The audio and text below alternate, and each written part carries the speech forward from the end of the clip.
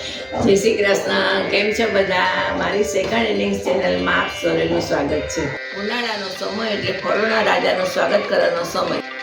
સૌની વાલી સુમધુર મીઠી સોનેરી કેરી એટલે કે આંબો. કેરી નામ એક, રૂપ અનેક. જેમ કે મહારાષ્ટ્રની રત્નાગીરી હાફૂસ, સૌરાષ્ટ્રની કેસર કેરી, રાજાપુરી, પાયરી, લંગડો, બદામી, બીજી અનેક જાતની કેરીઓની અનેક વાનગીઓ બને છે. તો ચાલો આજે આપણે બનાવીએ આપણા ઘરમાંથી 3 અવેલેબલ વસ્તુમાંથી બનાવીએ કેરીની બરફી.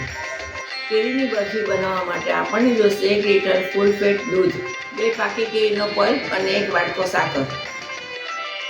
1 લીટર દૂધમાં 1 વાટકો સાકર નાખીને ઉકળવા મૂકી દેવું. 2 પાકી કેરીની કટકી કરીને તેનો મિક્સરમાં પલ્પ બનાવી લેવો.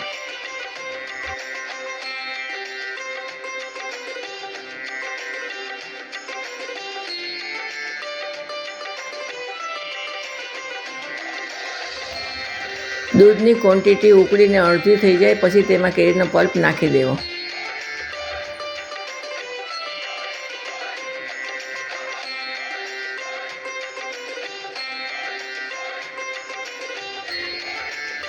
આ મિક્સરને સતત હલાવતા રહેવું જ્યાં સુધી તે ઘાટું ન થઈ જાય.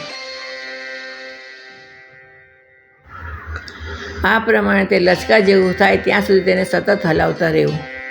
ગેસ બંધ કરીને તેને ઠંડુ થવા દેવું.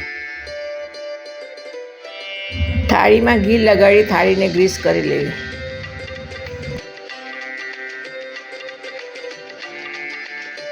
પછી આપણે તેમાં મેંગો બરફી પાથરી દેવી.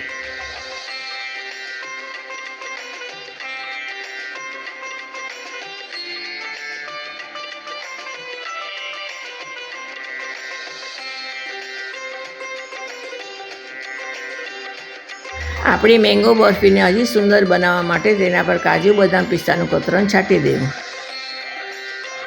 1 કલાક ઠંડુ થયા બાદ તેના પીસ પાડી લેવા.